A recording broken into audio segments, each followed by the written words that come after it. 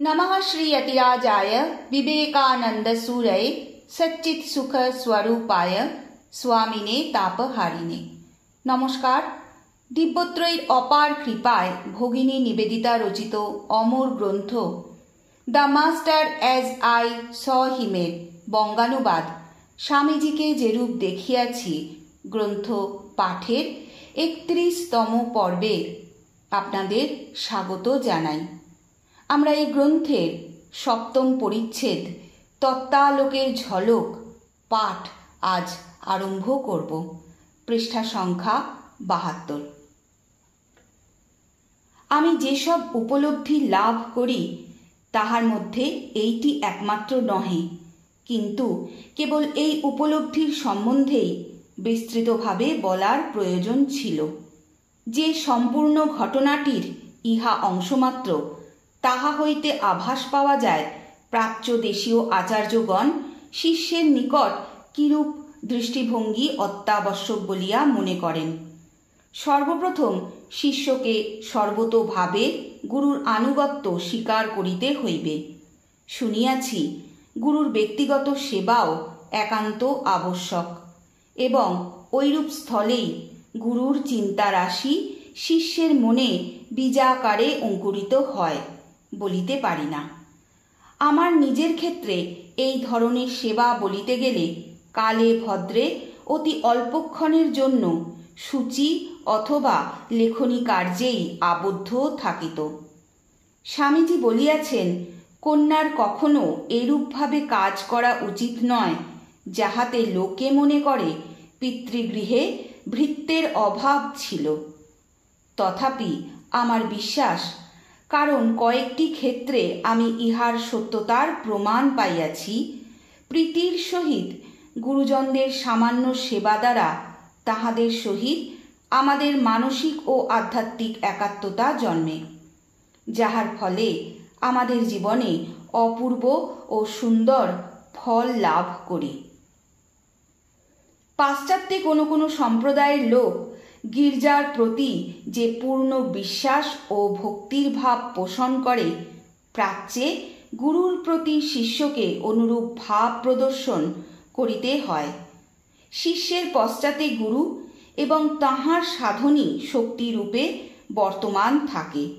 এই ঋণ মানিয়া লইতে অসমর্থ হওয়া বা অস্বীকার করা মহাপাপ এবং অমার্জনীয়। প্রত্যেকেই নিজ নিজ ভাব অনুযায়ী ভক্তি প্রকাশ করিয়া থাকেন। তিনিই শ্রেষ্ঠ গুরু, যিনি শিষ্যের স্বাধীনতা গভীরভাবে উপলব্ধি করিয়াছেন। কিন্তু গুরুর প্রতি শিষ্যের একান্ত ভক্তি অবশ্য প্রয়োজন। যে ব্যক্তি শুধু নিজের শক্তির উপরই আত্মোপলব্ধিকে প্রতিষ্ঠিত করিতে চায়, তাহার অধ্যাত্ম জীবন ঘুণ ধরা কাঠের মতো অচিরে জীর্ণ হইয়া পড়ে। স্মরণ রাখিতে হইবে, এই কালে আমরা এমন এক সংসর্গে বাস করিতেছিলাম যেখানে নির্জনতাই আত্মোন্নতির শ্রেষ্ঠ উপায় বলিয়া বিবেচিত হইত। স্বামীজি বলিতেন, তাঁহার মনে হয় নিম্নোক্ত ঘটনা হইতে প্রাচ্য ও প্রতীচ্য চিন্তা প্রণালীর পার্থক্য স্পষ্টরূপে বুঝা যায়। ইউরোপীয়দের ধারণা ২০ বৎসর একাকী বাস করিলে মানুষ পাগল না হইয়া যায় না, আর ভারতীয় ধারণা হইল ২০ বৎসর একাকী না থাকিলে কাহাকেও সম্পূর্ণ প্রকৃতিস্থ বলা যায় না। এই বৈপরীত্য কতকটা অতিরঞ্জিত ভাষায় প্রকাশ করিলেও মূলত সত্য।